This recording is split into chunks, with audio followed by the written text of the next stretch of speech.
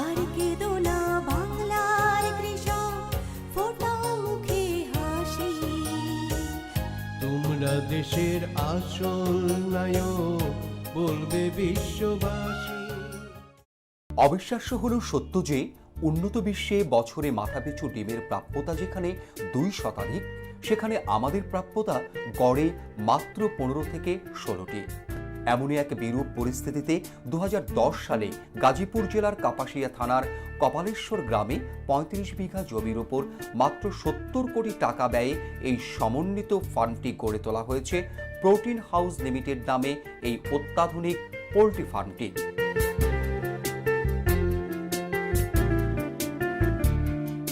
এই মুহূর্তে এই ফার্মে লেয়ার মুরগি আছে 3,66,000।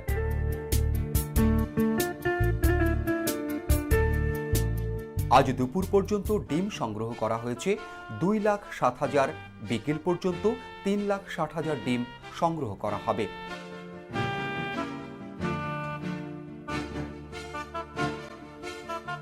বাণিজ্যিকভাবে পোল্ট্রি ফার্ম স্থাপনের অন্যতম পূর্ব শর্ত উপযোগী মুরগির জাত নির্বাচন। এক্ষেত্রে এই ফার্মে ইসা ব্রাউন জাতের মুরগি নির্বাচন করা হয়েছে।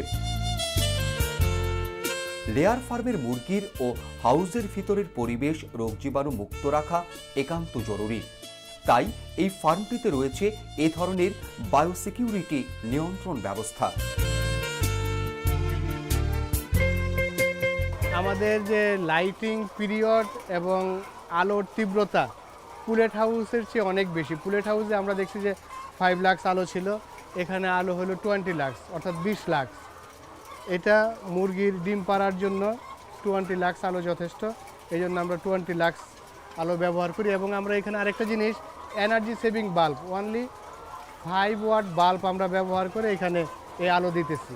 আমাদের এইখানে এই হাউসটাতে মাত্র 750 ওয়াট কারেন্ট আমরা ব্যবহার করি লাইটিংয়ের জন্য।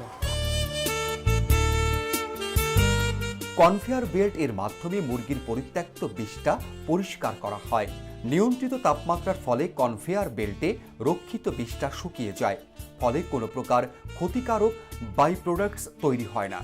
পরিবেশ নিয়ন্ত্রিত ফার্ম হাউস হওয়ার ফলে মাছি বা অন্য কোনো রোগ জীবাণু সৃষ্টিকারী কীট পতঙ্গ বিষটায় আক্রমণ করে পরিবেশ নষ্ট করতে পারে না। মুরগির বিষটা পরিষ্কারের জন্য কোনো প্রকার জনবলের প্রয়োজন পড়ে না। এবার লক্ষ্য করা যাক ফার্মটির ফিডিং সিস্টেমের দিকে। ফার্মটিতে ব্যবহৃত ফিডিং সিস্টেমটি আধুনিক ও বৈজ্ঞানিক মানসম্মতভাবে তৈরি। হুপার বা সাইলোতে রক্ষিত খাবার চেইনের মাধ্যমে প্রত্যেকটি মুরগির অনুকূল বরাবর পৌঁছে দেওয়া হচ্ছে। খাদ্যে মানুষ বা অন্যান্য কীট পতঙ্গের ছোঁয়া লাগবে না, ফলে রোগ জীবাণুর আক্রমণের সম্ভাবনাও নেই। প্রতিদিন স্বয়ংক্রিয়ভাবে লেয়ার মুরগির সামনে 3 থেকে 4 বার খাবার চলে আসে। ফার্মে লেয়ার মুরগিকে পানি পানের ব্যবস্থা করা হয়েছে নিপল ড্রিঙ্কিং সিস্টেমের মাধ্যমে। ড্রিঙ্কিং সিস্টেমের মেডিকেটার, আমরা যখন ভ্যাকসিন দেই কিংবা কোনো পরিবেশ পরিস্থিতিতে মুরগিকে মাল্টিভিটামিন মেডিসিন দিতে হয়, আমরা এইভাবে আমাদের শেড থেকে পানি নিয়ে এসে ফিল্টারিংয়ের মাধ্যমে প্রথমে এখানে মিটারিং হচ্ছে, দেন ফিল্টারিং, দেন মেডিকেটারের মাধ্যমে এই বক্স থেকে মেডিসিন নিয়ে মিক্সিং করে দিয়ে শেডের ভিতরে পাস করে দিচ্ছে। সম্পূর্ণভাবে আবদ্ধ পাত্র হতে পরিচ্ছন্ন ও ঔষধ মিশ্রিত পানি পাইপের মাধ্যমে খাঁচার এক প্রান্ত হতে অপর প্রান্ত পর্যন্ত নিরাপদে সঞ্চালিত করা হয়। পাইপে সংযুক্ত নিপলের মাধ্যমে মুরগির প্রয়োজন মতো পরিমিত পরিমাণ ঔষধ মিশ্রিত পানি পান করতে পারে।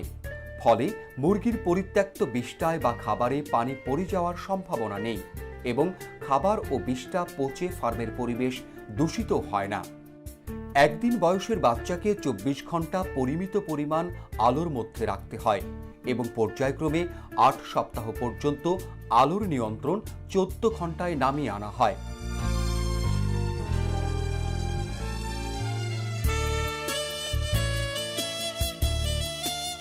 ডিম দেওয়াকালীন সময়ে আলো 16 ঘন্টায় স্থির রাখতে হয়।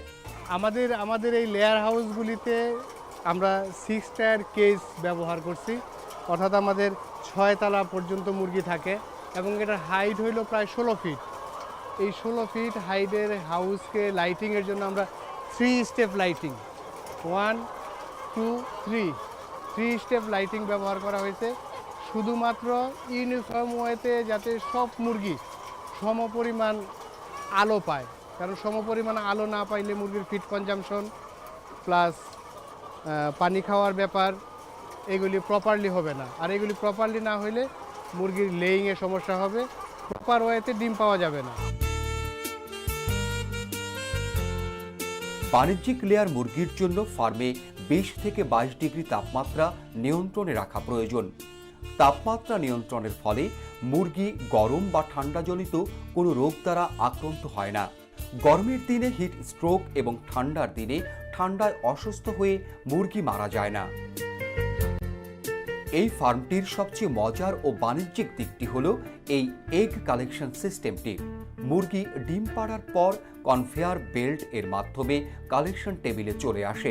ডিমগুলি আমাদের এই কেসগুলি হলো 7 টায়ার কেস, এই 6 টায়ার কেস, অর্থাৎ 6 তালা খাঁচা। এখান থেকে ডিমগুলি আমরা এগ লিফটের মাধ্যমে ডিমগুলি কালেক্ট করি। ডিমগুলি এভাবে আসতেছে, ডিমগুলি আইসা এটা হলো আমাদের এগ লিফট ডিমগুলি কালেক্ট করে আমাদের যে উপরে দেখতেছেন এটা হলো এগ ওয়ে বলে এটাকে। এই এগ ওয়ের মাধ্যমে আমরা ডিমগুলি বাহিরে নিয়ে আমরা আমাদের যে এগ কালেকশন সেন্টার আছে সেখান থেকে আমরা কালেকশন করি। এই ফার্মে হাতের কোনো স্পর্শ ছাড়াই খাঁচার সাথে সংযুক্ত অটোমেটিক মেশিনের সাহায্যে ডিম সংগ্রহ করা হয়, ফলে লেবার কস্ট বা শ্রমিক কম লাগে। এখানে মাত্র 7-8 জনে পুরো 3,60,000 ডিম খাঁচাতে সাজিয়ে ফেলে, যেখানে অন্য ফার্মে 1000 ডিমের জন্য একজন মানুষ প্রয়োজন হয়। আমার টোটাল প্রোডাকশনটা 8 জন লোকে কালেকশন করতেছে।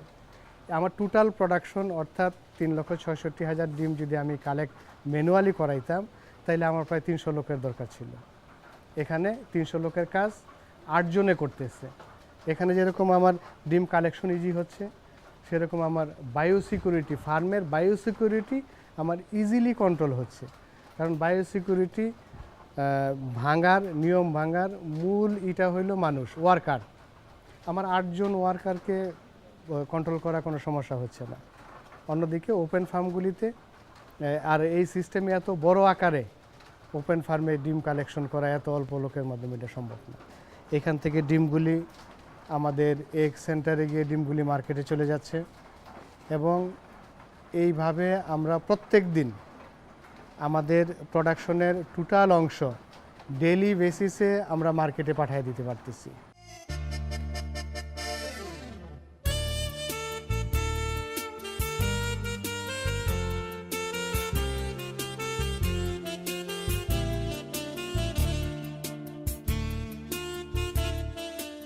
এয়ার ফ্যান ব্যবহার করে ডিমগুলো পরিষ্কারপূর্বক বাজারজাত করার জন্য প্যাকিং করা হয়।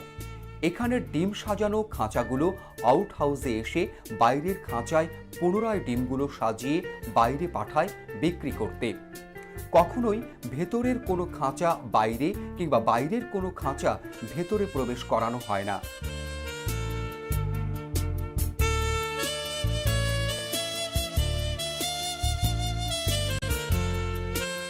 মুরগির খাবার একটি গুরুত্বপূর্ণ বিষয়।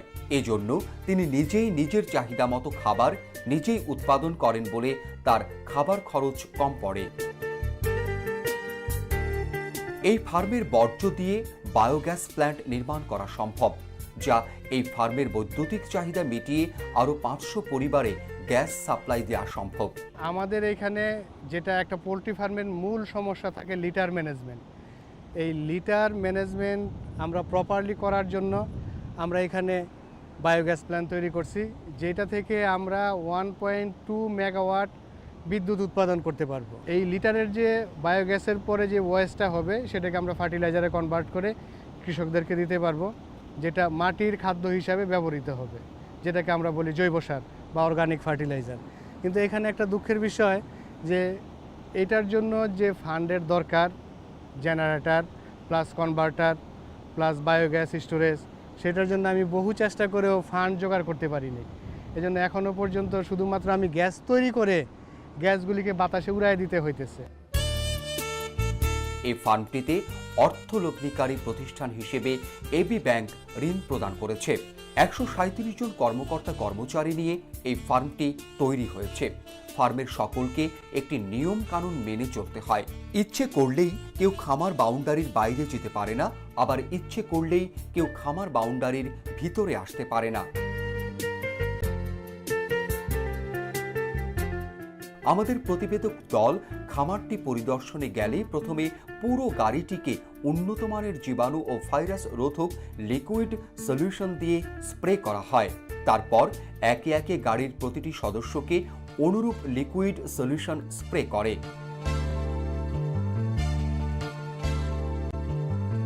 এরপর নির্ধারিত জায়গায় নিয়ে প্রতিবেদক দলের প্রত্যেকটি সদস্যকে সাবান দিয়ে গোসল করিয়ে বিশেষ ধরনের পোশাক পরিয়ে ফার্মের ভিতর প্রবেশ করানো হয়।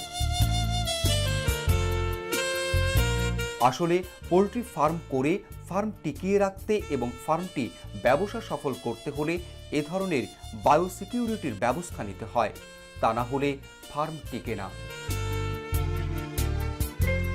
এই জবটা হলো ল্যাবরিয়ার জব। আমি এই কোম্পানির চেয়ারম্যান, কিন্তু আমাকে এখানে লেবারদের ড্রেস পরে থাকতে হয়।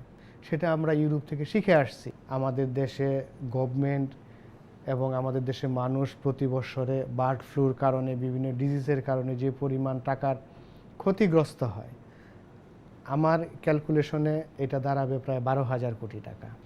বাংলাদেশে যদি কমার্শিয়াল লেয়ার ফার্ম এরকম 20টা ফার্ম থাকে, আর আমাদের ওপেন ফার্ম যেগুলি আছে সেই ফার্মগুলি যদি কন্টিনিউ করে, তাহলে ডিমের যে চাহিদা বাংলাদেশে সেটা ফুলফিল হয়ে সারপ্লাস থাকবে। আর কমার্শিয়াল ব্রয়লার যেটা আছে, সেই কমার্শিয়াল ব্রয়লার মুরগির দাম যে হারে বেড়ে যায়, এটাও যদি আমরা ক্লোজ হাউসে যদি কমার্শিয়াল ব্রয়লার ফার্ম করি অটোমেশনে, তখন দেখা যাবে যে একটা বাউন্ডারি থেকে ডেইলি প্রোডাকশন আসবে 50,000। এরকম 20টা কমার্শিয়াল ব্রয়লার ফার্ম থাকলে ডেইলি প্রোডাকশন আসবে 10 লাখ। 10 লাখ বার্ডস যদি আমাদের ডেইলি বাজারে চলে আসে, তাহলে পোলট্রি মাংসের দাম 110 থেকে 15 টাকার কেজি হবে না কখনো, এবং সবাই খেতে পারবে। ডিমের দাম 6 টাকা 50 পয়সার বেশি কখনোই হবে না, 6 টাকার বেশি কখনো হবে না। আমি মনে করি গভর্নমেন্ট যদি এই সেক্টরে বেশি না 2,000 কোটি টাকা বিনিয়োগ করে, এই ধরনের খামারিদেরকে আইডেন্টিফাই করে যারা খামারের প্রতি ইন্টারেস্টেড, যাদের বাস্তব ভিত্তিক জ্ঞান আছে, তাদেরকে নিয়ে যদি এরকম 2,000 কোটি টাকা বিনিয়োগ করে, তাহলে আমার দৃষ্টিকোণ থেকে গভর্নমেন্ট 10 বছরের জন্য সেফ থাকবে। বাংলার কৃষক ফোটাও মুখে হাসি, তোমরা দেশের আসল নায়ক বলবে বিশ্ববাসী।